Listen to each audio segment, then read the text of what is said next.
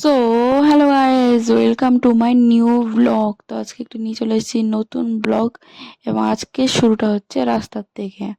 তো আমি আজকে বেরিয়েছি একটু হাঁটতে, বিকজ আমার ওয়েটটা ভীষণ বেড়ে গেছে।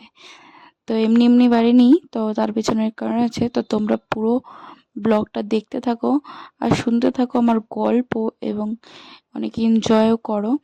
তো প্রথমেই শুরু করি। তো তোমাদের সবাইকে রইল শুভ গণেশ চতুর্থী। আজকে চতুর্থী যেহেতু, তো চতুর্থী থেকে একদম দশমী পর্যন্ত তোমাদেরকে শুভেচ্ছা জানিয়ে রাখলাম। এবং আজকে হচ্ছে গণেশ চতুর্থী, পঞ্চমী পড়ে গিয়েছে এরকম। তো আমি সকাল না, এটা বিকেলবেলা হাঁটতে বেরিয়ে গেছি, এবং হাঁটতে বেরিয়ে আমার হাঁটতেও বেরোনো হচ্ছে এবং ঠাকুরও দেখা হয়ে যাচ্ছে। যেহেতু আমি ছিলাম অনেকদিন অসুস্থ, প্রায় 15 থেকে 20 দিন আমি ছিলাম অসুস্থ। তার মধ্যে না কোনো ব্লগ এসেছে, না কোনো ভিডিও এসেছে, না কোনো রিলস এসেছে। তো যার জন্য এতটা অসুস্থ থাকার পর বাড়িতে একদমই রেস্টে ছিলাম, প্রায় বেড রেস্টের মতোই বলতে পারো। তো যার জন্য প্রথমে তো আমার জ্বর এসেছিলো, তারপরে তো অনেক ধরনের প্রবলেম শুরু হয়ে গেলো। তো যার জন্য একদম বেড রেস্টের জন্য আমার 15-20 দিন বাড়িতে একভাবে শুয়ে থাকা বা একভাবে রেস্টটা নেওয়াতে আমার ওয়েটটা আরও বেশি বেড়ে গিয়েছে। তার মধ্যে আগে কতটা ওয়েট ছিল জানি না, এবং এখন আমার মিডিয়ামে আমি কমিয়েছিলাম। তো তারপরে দেখছি 15-20 দিনের ফলে একদম 15 থেকে 20 কিলো এতটা বেড়ে গিয়েছে যে অবাক হয়ে গিয়েছি। তো তারপরে বেরিয়েছি হাঁটতে। তো এখানে তোমরা দেখতে পাচ্ছ আমার হাঁটতেও প্রবলেম হচ্ছে, মানে এতটা শরীরে পেন বলতে পারো, মানে এতটাই প্রবলেম হচ্ছে। তো তারপরে ভাবলাম না, বেরিয়ে যাই, একটু হাঁটতে টাটতেও বেরিয়ে যাবে, এবং ঠাকুর তখন চতুর্থী, ঘুরতে তো বাড়ানো হচ্ছে না এত প্রবলেম নিয়ে। তো একবার ঠাকুরও দেখা হয়ে যাবে। তো এখান দিয়ে আমি ঠাকুর দেখতে দেখতে একদম অনেকটা চলে এসেছি, প্রায় 1 ঘন্টা হাঁটার পর হঠাৎ রাস্তায় এক পুরনো বন্ধুর সাথে দেখা। তো তার বাড়িতে পুজো হচ্ছে। উম, তো সে বলল যে চল আমাদের বাড়িতে। দেন এখন যাব তো না, বললাম তাও অনেক জোর করে।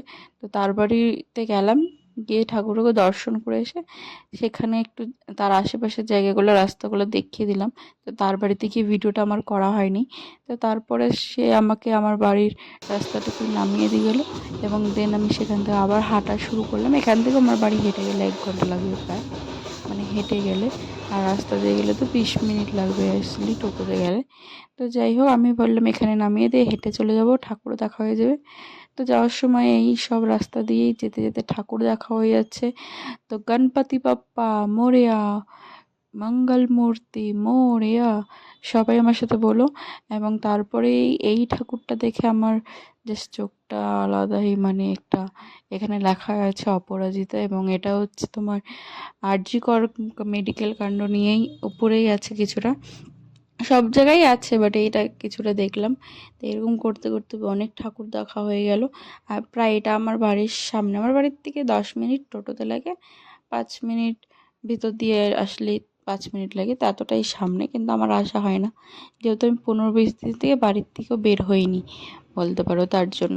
তো যাই হোক, তারপরে আমার অনেকটা হাঁটা হয়ে গেলো। এবার এখান থেকে একটু তো বাজার দিয়ে একবারে যাচ্ছি। তো এই বাজারটা তো তোমরা আমার ব্লগে অনেকবারই দেখেছো। তো এখান থেকে তো তোমরা আমার বাড়ির ডিস্টেন্স বলতে পারো, বেশি দূর না, 5 মিনিট টোটোতে বা গাড়িতে, যে কোনো গাড়িতেই 5 মিনিট লাগবে।